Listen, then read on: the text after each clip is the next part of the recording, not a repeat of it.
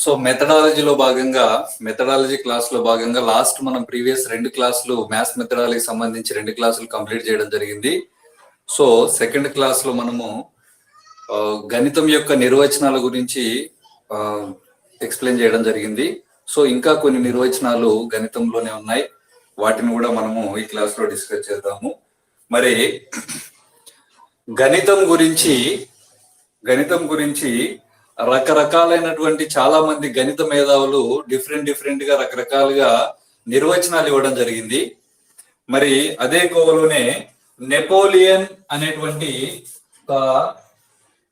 వ్యక్తి ఏమంటాడంటే గణితం గురించి నిర్వచనం ఇస్తూ నెపోలియన్ గారు ఏమంటారంటే, గణితము అనేది మానవుని జీవితంలో ఎంతగానో తోడ్పడుతుంది, అలాగే గణితం పాత్ర మరవలేము అంటాడు. అంటే నెపోలియన్ ఏమంటాడంటే గణితం పాత్ర మరవలేము అంటాడు. ఈయన కూడా గణిత మేధావి. తర్వాత నెక్స్ట్ ఇంకొక ఆయన చూస్తే పైథాగరస్ ఏమంటాడంటే గణితం గురించి నిర్వచనం ఏమిస్తాడంటే పైథాగరస్, గణితంలో ఉన్నటువంటి సంఖ్యలు అనేవి సంఖ్యలే విశ్వశాసనకర్తలు అంటాడు. సంఖ్యలే విశ్వశాసన కర్తలు అంటాడు. ఎవరు? పైథాగరస్. సంఖ్యలే విశ్వశాసన కర్తలు అంటారు. సార్ ఇది చాలా ఇంపార్టెంట్, ఇది చాలా సార్లు అడగడం జరిగింది. సో పైథాగరస్ ఇచ్చిన నిర్వచనం చూస్తే, సంఖ్యలే విశ్వశాసన కర్తలు. ఎక్కడ ఇంకొక నిర్వచనం కూడా ఇస్తాడు ఇతను, ఎక్కడ సంఖ్య ఉంటుందో అక్కడ లయ ఉంటుంది అంటాడు. ఎక్కడ సంఖ్య ఉంటుందో అక్కడ లయ ఉంటుంది అంటాడు పైథాగరస్. మరి ఇంకొకతను నికోలం లోబ్చెవిస్కీ ఏమంటాడంటే గణితం గురించి, గణితానికి శాఖలు లేవు, నిజ జీవిత వినియోగం తప్ప. గణితానికి శాఖలు లేవు, నిజ జీవిత వినియోగం తప్ప అంటాడు నికోలం లోబ్చెవిస్కీ. మరి ఇంకొకతను కార్లెయిల్ ఏమంటాడంటే, కార్లెయిల్ అనేటువంటి మరొక గణిత శాస్త్రవేత్త ఏమంటాడంటే, గణిత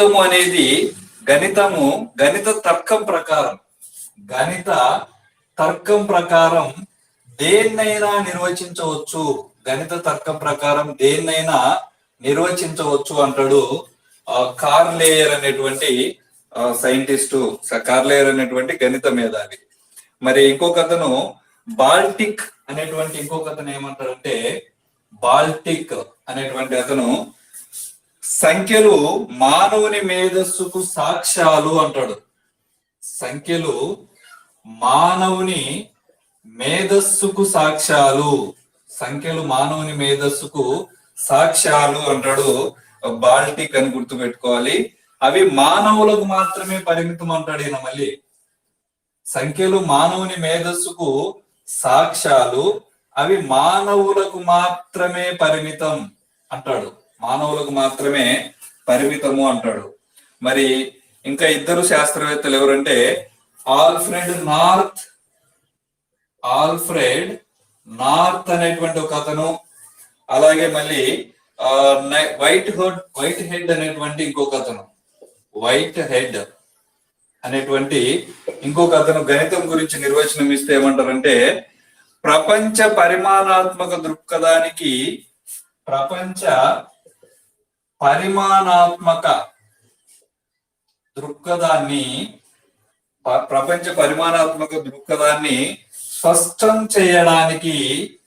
స్పష్టం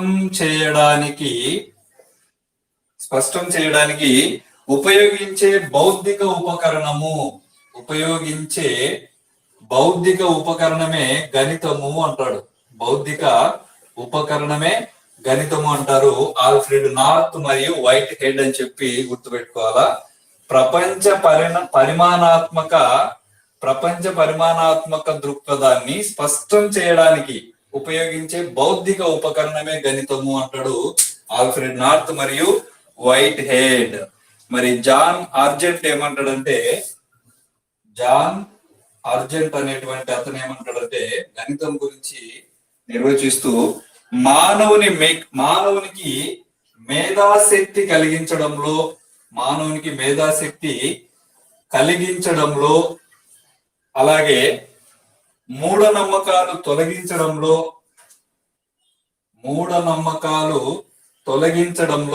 ఉపయోగపడుతూ, మానవుడికి మేధాశక్తి కలిగించడంలో మరియు మూఢనమ్మకాలను తొలగించడంలో ఉపయోగపడుతూ ప్రతి విషయాన్ని తేలికగా నమ్మే లక్షణాన్ని తొలగిస్తుంది. ప్రతి విషయాన్ని తేలికగా నమ్మే లక్షణాన్ని తొలగిస్తుంది అంటాడు జాన్ ఆర్జెంట్ అనేటువంటి మేధావి. సో చాలా ఇంపార్టెంట్ సార్, గుర్తుపెట్టుకోండి. ఇక్కడ నెపోలియన్ ఏమంటాడంటే గణితం గురించి నిర్వచనం ఇస్తూ, గణితం పాత్ర మరువలేనిది. అంటే మానవుని జీవితంలో గణితం ఎంతగానో తోడ్పడుతుంది. మానవుని జీవితంలో గణితము ఎంతగానో తోడ్పడుతుంది, చాలా రకరకాలుగా ఉపయోగపడుతుంది. గణితము పాత్ర మరవలేనిది అంటాడు నెపోలియన్. మానవుని జీవితంలో గణితం పాత్ర ఎంతగానో ఉపయోగపడుతుంది అంటాడు. గణితం పాత్ర ఎంతగానో ఉపయోగపడుతుంది, గణితం పాత్ర మరువలేనిది అని అంటే నెపోలియన్ అన్నాడని చెప్పి గుర్తుపెట్టుకోవాలి.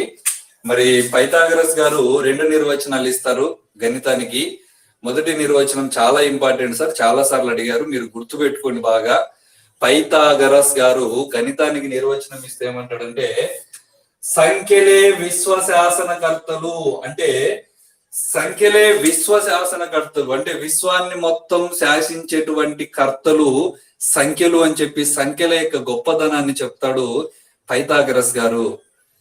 మరి పైథాగరస్ గారు సంఖ్యలే విశ్వశాసనకర్తలు, విశ్వశాసనము అని వస్తే పైథాగరస్ పేరు గుర్తుపెట్టుకోండి. తర్వాత ఇంకొక నిర్వచనం ఏమిస్తాడంటే, ఎక్కడ సంఖ్య ఉంటుందో అక్కడ లయ ఉంటుంది, ఎక్కడ సంఖ్య ఉంటుందో అక్కడ లయ ఉంటుంది అంటాడు పైథాగరస్. సో పైథాగరసు ఒకటి సంఖ్యలే విశ్వశాసనకర్తలు అంటాడు.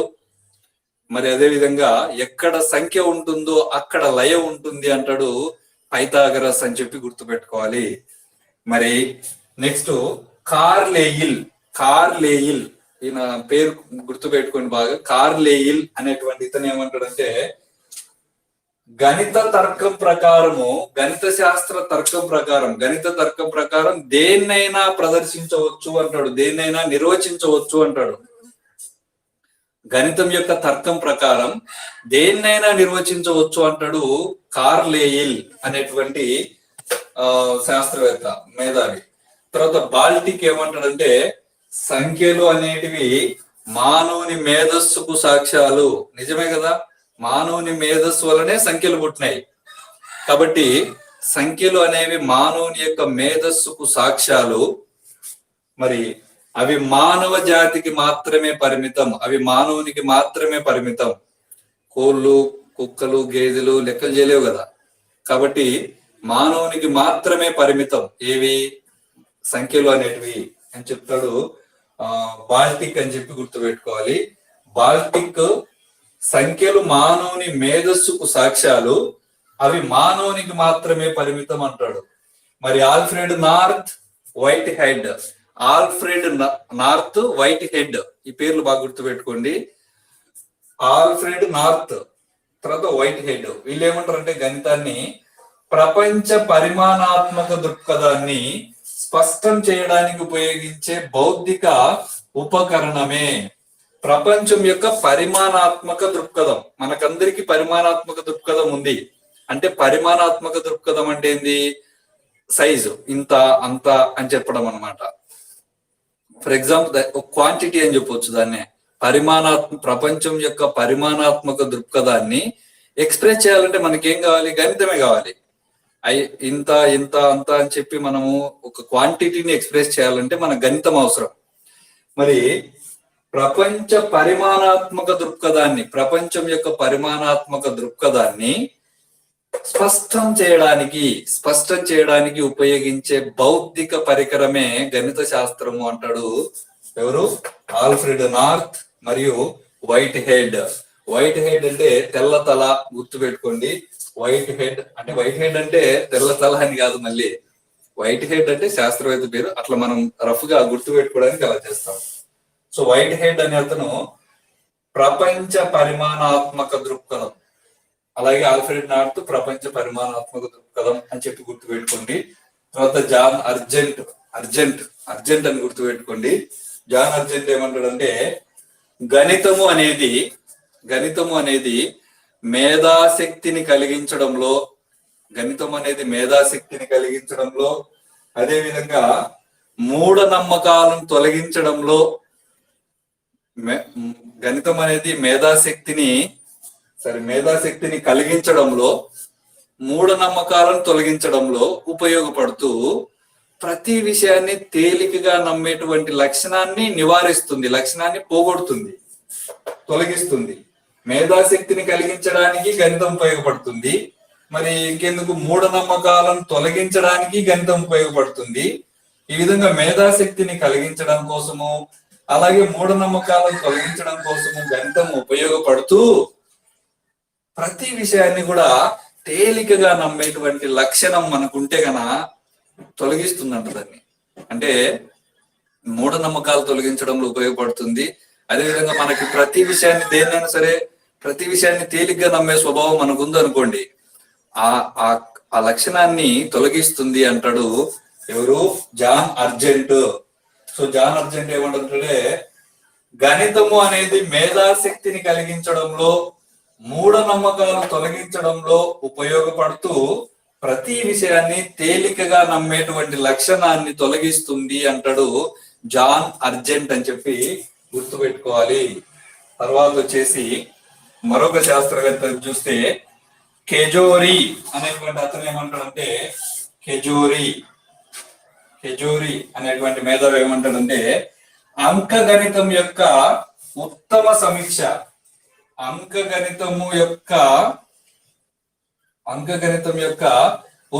సమీక్ష బీజగణితంలో కనపడుతుంది అంటాడు. అంకగణితం యొక్క ఉత్తమ సమీక్ష ఎక్కడ కనిపిస్తుందంట? బీజగణితంలో కనిపిస్తుంది అంటాడు కెజోరి.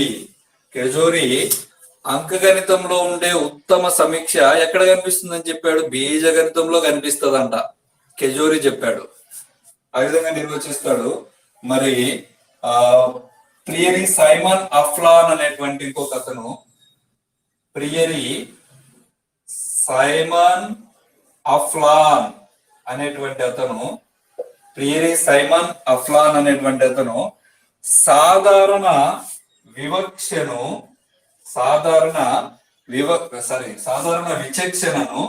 విచక్షణ అంటే జ్ఞానం, సాధారణ విచక్షణను గణన రూపంలో రాయడమే సంభావ్యత అంటాడు. గణన రూపంలో రాయడమే సంభావ్యత అంటాడు. చూడండి, ఇక్కడ సంభావ్యత కూడా నిర్వచనం ఇచ్చింది ఇతను ఒక్కడే. మీరు ఈయన పేరు గుర్తు పెట్టుకుంటే సంభావ్యత అని చెప్పి ఉందనుకోండి నిర్వచనంలో, మీరు అప్పుడు ఖచ్చితంగా ప్రియరీ సైమన్ అఫ్లాన్ సంభావ్యత అఫ్లాన్ అని చెప్పి గుర్తు పెట్టుకోవాలా. మరి ప్రియరీ సైమన్ అఫ్లాన్ ఏమంటుంటే సాధారణ విచక్షణ, మనకున్నటువంటి సాధారణ విచక్షణ అంటే సాధారణంగా మనకు ఉండేటువంటి జ్ఞానాన్ని గణన రూపంలో, అంటే ఆ జ్ఞానాన్ని గణన రూపంలో అంటే లెక్కల రూపంలో రాయడానికి ఉపయోగపడేదే సంభావ్యత, రాయడమే సంభావ్యత అంటాడు. సో సాధారణ విచక్షణను గణన రూపంలో రాయడమే సంభావ్యత అంటాడు ప్రియరీ సైమన్ అఫ్లాన్ అనేటువంటి అతను. మరి ఆర్ఏఏ గణితానికి ఇచ్చిన నిర్వచనం చూస్తే, ఆర్ఏఏ అంటే రాష్ట్రీయ ఆవిష్కార్ అభియాన్ అనేటువంటిది గణితానికి ఇచ్చేటువంటి నిర్వచనాన్ని మనం పరిశీలిస్తే, గణిత బోధన నాలుగు గోడలకే పరిమితం కారాదు, నాలుగు గోడలకు పరిమితం కారాదు అంటుంది ఆర్ఏఏ. ఆర్ఏఏ అంటే రాష్ట్రీయ ఆవిష్కార్ అభియాన్. రాష్ట్రీయ ఆవిష్కార్ అభియాన్ గణితానికి ఇచ్చిన నిర్వచనం చూస్తే గణిత బోధన నాలుగు గోడలకే పరిమితం కారాదు, ఎక్స్పాండ్ అవ్వాలి అంటుంది ఆర్ఏఏ. సో నాలుగు గోడలు అంటే ఆర్ఏఏ అని గుర్తుపెట్టుకోండి. నాలుగు గోడలు ఆర్ఏఏ. తర్వాత ఎన్సిఎఫ్ ఏమంటుందంటే గణితం గురించి, ఎన్సిఎఫ్ నేషనల్ కరిక్యులం ఫ్రేమ్ ఏమంటుందంటే గణితం ఎలా ఉండాలంటే ఒకరితో మరొకరు చర్చించుకునేలాగా ఉండాలి. గణితం ఎలా ఉండాలంట? ఒకరితో మరొకరు చర్చించుకునేలాగా ఉండాలి గణితం అంటుంది NCF, national curriculum frame works అనేది. గణితానికి ఇచ్చే నిర్వచనం చూస్తే గణితం ఒకరితో మరొకరు చర్చించుకునేలాగా ఉండాలి అంటే చాలా సింప్లిఫైగా చేయాలి గణితాన్ని అంటుందంట. మరి ఆర్యభట్ట ఏమంటాడంటే చాలా చక్కటి నిర్వచనం ఇస్తాడు, వెరీ వెరీ ఇంపార్టెంట్. ఆర్యభట్ట గారు గణితానికి ఇచ్చిన నిర్వచనాన్ని చూస్తే చాలా చక్కగా వివరిస్తాడు. అతడు ఏమంటాడంటే గణితాచార్యుడు నేడు కనుగొన్నది రేపు మిగిలిన వారు కనుక్కుంటారు అంటాడు. గణితాచార్యుడు నేడు కనుగొన్నది రేపు మిగిలిన వారు కనుగొంటారు, రేపు మిగిలిన వారు కనుగొంటారు అంటాడు. అంటే దీని అర్థం ఏంటంటే గణితాచార్యుడు అంటే ఎవరు ఇక్కడ అంటే గణితం మీద పరిశోధన చేసేటువంటి ఎవరైనా సరే. గణితాచార్యుడు ఇప్పుడే కనుక్కున్నది మిగిలిన వాళ్ళు రేపు కనుక్కుంటారంట. అంటే గణితం యొక్క పరిశోధన యొక్క ఇంపార్టెన్స్ ని చెప్తున్నాడు ఆర్యభట్ట గారు. గణితాచార్యుడు నేడు కనుగొన్నది మిగిలిన వారు రేపు కనుగొంటారు అంటాడు ఆర్యభట్ట. ఆర్యభట్ట గొప్ప గణిత శాస్త్రవేత్త.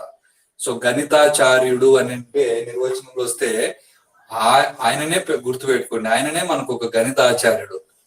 సో ఆర్యభట్ట అని వచ్చింది అనుకోండి, గణితాచార్యుడు నేడు కనుగొన్నది మిగిలిన వాళ్ళు రేపు కనుక్కుంటారు అని చెప్పి గుర్తుపెట్టుకోండి.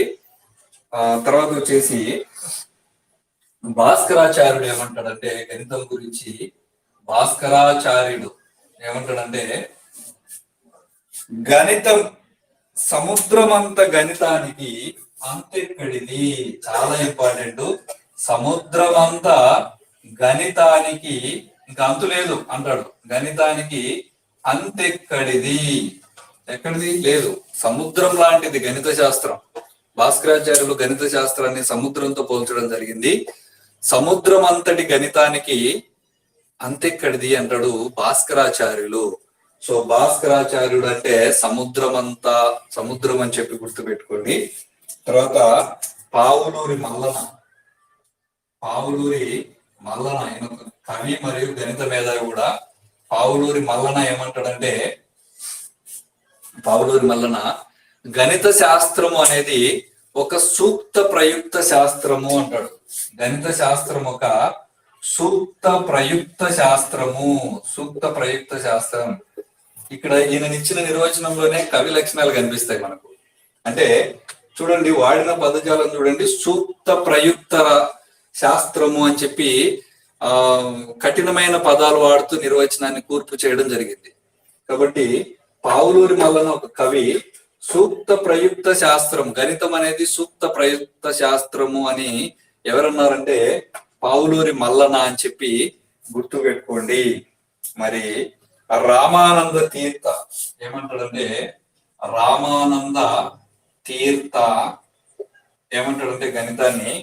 గణితము అనేది పరిమితాన్ని అపరిమితత్వం చేసేది అంటాడు రామానంద తీర్థ అని చెప్పి గుర్తుపెట్టుకోవాలి. గణితం అనేది పరిమితాన్ని అపరిమితత్వం చేస్తుంది అంటాడు రామానంద తీర్థ. సో ఇక్కడికి నిర్వచనాలు కంప్లీట్ అవుతాయి. ఒకసారి మళ్ళీ చూస్తే నెపోలియన్ బోనపార్టీని స్థాపించినటువంటి వ్యక్తి. ఈ నెపోలియన్ ఏమంటాడంటే పాత్ర అంటే నెపోలియన్ మానవుని జీవితంలో గణితం పాత్ర మరవలేనిది. నెపోలియన్ పాత్ర, నెపోలియన్ అని గుర్తుపెట్టుకోండి. గణితం మానవుని జీవితంలో గణితం పాత్ర మరవలేనిది అంటాడు నెపోలియన్. మరి పైథాగరస్ 2 నిర్వచనాలు ఇస్తాడు. పైథాగరస్ వచ్చేసి సంఖ్యలే విశ్వశాసనకర్తలు. విశ్వశాసనకర్తలు అంటే పైథాగరస్ అని గుర్తుపెట్టుకోండి. మరి ఎక్కడ లయ ఉంటుందో అక్కడే సంఖ్యలు ఉంటాయి. సరే, ఎక్కడ సంఖ్య ఉంటుందో అక్కడే లయ ఉంటుంది అంటాడు పైథాగరస్. ఎక్కడైతే సంఖ్య ఉంటుందో అక్కడ లయ ఉంటుంది అంటాడు పైథాగరస్. తర్వాత ఈ పేరు చూడండి, నికోలం లోబుచెవిస్కీ. గుర్తుపెట్టుకుని బాగా, నికోలం లోబుచెవిస్కీ అని గుర్తుపెట్టుకోండి. ఆయన ఏమంటారంటే శాఖలు లేవు, గణితానికి శాఖలేం లేవు, నిజ జీవిత వినియోగం తప్ప అంటాడు. అంటే గణితానికి డిఫరెంట్ శాఖలు ఏం లేవు, మన రియల్ లైఫ్ లో యూజ్ చేస్తాం దాన్ని అంటాడు లోబుచెవిస్కీ అని పెట్టుకొని గుర్తు. లోబుచెవిస్కీ. సో చెవి ఏమంటాడు, శాఖలు లేవంటాడు. నిజ జీవిత వినియోగమే గణితము అంటాడు. గణిత శాస్త్రానికి శాఖలు లేవు, నిజ జీవిత వినియోగం తప్ప అంటాడు. మరి కార్లేయిల్ ఏమంటాడంటే, కార్లేయిల్ గణిత శాస్త్రం యొక్క తర్కం గురించి చెప్తాడు. కార్లేయిల్ అంటే గణిత తర్కం ప్రకారం దేన్నైనా సరే నిర్వచించవచ్చు అంట. దేన్నైనా కానీ నిర్వచించవచ్చు గణిత తర్కం ప్రకారం అంటాడు కార్లేయర్. కార్ కేసే లేయర్ కాదు, కార్లేయర్ గణిత తర్కం గురించి చెప్తాడు. మరి బాల్టిక్ అంటే సముద్రం కూడా ఉంది మనకి, బాల్టిక్ సముద్రం అని. సో బాల్టిక్ గారు ఏమంటారంటే సంఖ్యలు అనేవి మానవుని మేధస్సుకు సాక్ష్యాలు. సంఖ్యలు పుట్టినాయంటే మానవుని మేధస్సు వలనే పుట్టినాయి. సో సంఖ్యలు మానవుని మేధస్సుకు సాక్ష్యాలు, అవి మానవులకు మాత్రమే పరిమితం అంటాడు బాల్టిక్. సంఖ్యలు మానవుని మేధస్సుకు సాక్ష్యాలు, అవి మానవులకు మాత్రమే పరిమితం అంటాడు బాల్టిక్ అనేటువంటి అతను. మరి ఆల్ఫ్రెడ్ నార్త్ వైట్ హైడ్ ఏమంటాడంటే ప్రపంచ పరిమాణాత్మక దృక్పథాన్ని, దేన్ని ప్రపంచ పరిమాణాత్మక దృక్పథాన్ని స్పష్టం చేయడానికి ఉపయోగించే బౌద్ధిక ఉపకరణం. గణితం అనేది ఇక్కడ బౌద్ధిక ఉపకరణం అని చెప్తున్నాడు. ఎలాంటి బౌద్ధిక ఉపకరణం అంట, ప్రపంచం యొక్క పరిమాణాత్మక దృక్పథం ఏదైతే ఉంటుందో దాన్ని ఎక్స్ప్రెస్ చేయాలంటే, దాన్ని స్పష్టం చేయాలంటే గణితం అనేటువంటి భౌతిక ఉపకరణం ఉపయోగపడుతుంది అంటాడు ఆల్ఫ్రెడ్ నార్త్ మరియు వైట్ హైడ్. ప్రపంచ పరిమాణాత్మక దృక్పథాన్ని స్పష్టం చేయడానికి ఉపయోగించే బౌద్ధిక ఉపకరణమే గణితము అంటాడు ఆల్ఫ్రెడ్ నార్త్ మరియు వైట్ హైడ్. మరి జాన్ అర్జెంట్ గా వచ్చి ఏమంటాడంటే మేధాశక్తిని కలిగించడంలో, గణితం అనేది మేధాశక్తిని కలిగించడంలో, మూఢనమ్మకాలు తొలగించడంలో, ప్రతి విషయాన్ని తేలికగా నమ్మే లక్షణాన్ని తొలగించడంలో గణితం అనేటువంటిది ఎంతగానో ఉపయోగపడుతుంది అంటాడు. సో ఇక్కడ చూడండి, మేధాశక్తిని కలిగించడంలో, మీరు తీసేసి దాని పొరపాటున మళ్ళీ తో పెట్టారనుకోండి, అది మళ్ళీ మీనింగ్ మారిపోతుంది. కాబట్టి బాగా గుర్తుపెట్టుకోండి, మేధాశక్తిని కలిగించడంలో గణితం ఉపయోగపడుతుంది. అదేవిధంగా మూఢనమ్మకాలను తొలగించడంలో కూడా గణితం ఉపయోగపడుతుంది. తర్వాత అర్జెంట్ అంటే ప్రతి విషయాన్ని వెంటనే నమ్ముతాం అనుకోండి, అర్జెంట్ అని గుర్తుపెట్టుకోండి. అర్జెంట్ గా నమ్మకూడదు, ఏది కూడా వెంటనే నమ్మకూడదు. సో ప్రతి విషయాన్ని తేలికగా నమ్మే లక్షణాన్ని తొలగిస్తుంది అంటాడు జాన్ అర్జెంట్ అని చెప్పి గుర్తుపెట్టుకోవాలి. మరి కెజోరి ఏమంటాడంటే అంకగణితము, కెజోరి అంటే అంకగణితము బీజగణితం గురించి చెప్తాడు. కెజోరి అనేటువంటి ఆయన, ఖర్జూర కాదు కెజోరి. అంకగణితం యొక్క ఉత్తమ సమీక్ష యాడుందంట, వెతికి చూస్తే అంకగణితం యొక్క ఉత్తమ సమీక్ష ఎక్కడుంది అంటే బీజగణితంలో ఉందంట. కెజోరి గారికి తెలిసింది అది. అంకగణితం యొక్క ఉత్తమ సమీక్ష బీజగణితంలో ఉంది అంటాడు కెజోరి. మరి ప్రియరి సైమాన్ అఫ్లాన్ ఏమంటాడంటే సాధారణ విచక్షణను, మనకు ఉండేటువంటి సాధారణ జ్ఞానాన్ని, సాధారణ విచక్షణను గణన రూపంలో రాయడానికి గణన రూపంలో రాయడాన్ని సంభావ్యత అంటాము. సంభావ్యత. సో సంభావ్యత అని వచ్చింది అనుకో వెంటనే అఫ్లాన్, ఎందుకంటే సంభావ్యత గురించి నిర్వచనం ఇచ్చిన గొప్ప ఆయన ఒక్కరే. కాబట్టి గుర్తుపెట్టుకోండి, సాధారణ విచక్షణను గణన రూపంలో రాయడమే సంభావ్యత అంటాడు ప్రియరి సైమాన్ అఫ్లాన్. తర్వాత ఆర్ఏఏ అంటే రాష్ట్రీయ ఆవిష్కార్ అభియాన్. రాష్ట్రీయ ఆవిష్కార్ అభియాన్ ఏమంటుందంటే గణిత బోధన 4 గోడలకే పరిమితం కాకూడదు, అది ఎక్స్పాండ్ అవ్వాలి అంటుంది ఆర్ఏఏ. గణిత బోధన 4 గోడలకే పరిమితం కాకూడదు. 4 గోడలు అంటే ఆర్ఏఏ గుర్తుపెట్టుకోండి. తర్వాత ఎన్సిఎఫ్ చాలా సింపుల్ గా చెప్తుంది. ఒకరితో ఒకరు గణితం ఎట్లుండాలంటే ఒకరితో ఒకరు చర్చించుకునేలాగా ఉండాలి, మనం మాట్లాడుకునేలాగా ఉండాలి, ఒకరితో ఒకరు సంభాషించుకునేలాగా ఉండాలి గణితం అంటుంది ఎన్సిఎఫ్. సో గణితం అనేది ఒకరితో మరొకరు చర్చించుకునేలాగా ఉండాలి అంటుంది ఎన్సిఎఫ్. మరి ఆర్యభట్ట ఏమంటాడంటే గణితాచార్యుల గురించి, గణిత శాస్త్రవేత్తల గురించి, గణితంలో పరిశోధన చేసే వారి యొక్క గొప్పతనం గురించి చెప్తాడు ఆర్యభట్ట గారు. ఏమంటాడంటే గణితాచార్యుడు నేడు కనుగొన్నది మిగిలిన వారు రేపు కనుగొంటారు అంటాడు ఆర్యభట్ట. గణితాచార్యుడు అందరికంటే ముందు ఉంటాడన్న అర్థం అన్నమాట. గణితాచార్యుడు నేడు కనుక్కున్నది మిగిలిన వారు ఎప్పుడో కనుక్కుంటారు అంటాడు ఎవరు? ఆర్యభట్ట. సో గణితాచార్యుడు, ఈయనకన్నా గొప్ప గణితాచార్యుడు ఎవరున్నారు చెప్పండి? ఆయన పేరు గుర్తు పెట్టుకోండి.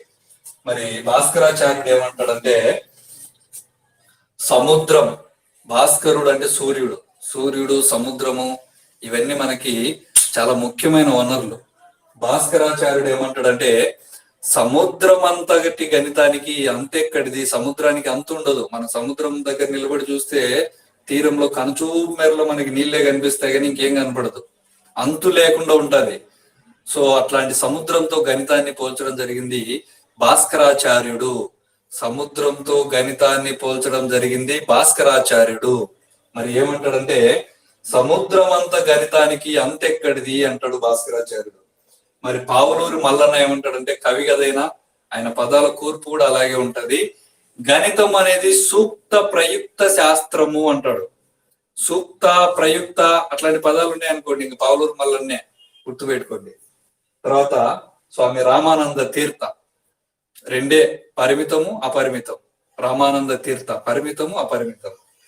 పరిమితాన్ని అపరిమితత్వం చేసేది గణితము అంటాడు రామానంద తీర్థ అని చెప్పి గుర్తుపెట్టుకోవాలి. రామానంద తీర్థ. ఇవి గణితం యొక్క నిర్వచనాలు. మెథడాలజీలో వీడియో 2 మరియు ఈ 3 ఇది కూడా 24 hours తర్వాత మనకి అప్లికేషన్ లో కనిపిస్తుంది. ఆ 2 వీడియోస్, మొత్తం ఈ 3 వీడియోస్ చూడండి. ఇంకొక క్లాసు ఫస్ట్ లెసన్ సంబంధించి గణిత స్వభావం పరిధి అనేటువంటి దానికి ఇంకొక క్లాస్ మిగిలి ఉంటుంది. ఆ క్లాస్ లో ఈ చాప్టర్ కంప్లీట్ చేసి నెక్స్ట్ టుమారో సోషల్ మెథడ్స్ ఒక రోజు, సోషల్ మెథడ్స్ ఒక 2 days, తర్వాత science methods first lesson 2 days తీసుకుంటాము. తర్వాత ఈ రోజు నైట్ కి సైకాలజీ గురించి కొన్ని బేసిక్ అంశాలు, అసలు సైకాలజీని ఎలా చదవాలి, సైకాలజీ ఎందుకు అందరికీ అంత కష్టంగా అనిపిస్తుంది, అందరూ చేసే తప్పేంది, మనం చేయకూడని తప్పేంటి అనేది ఈరోజు క్లాస్ లో 7 కి మనం మాట్లాడుకుందాం. Thank you.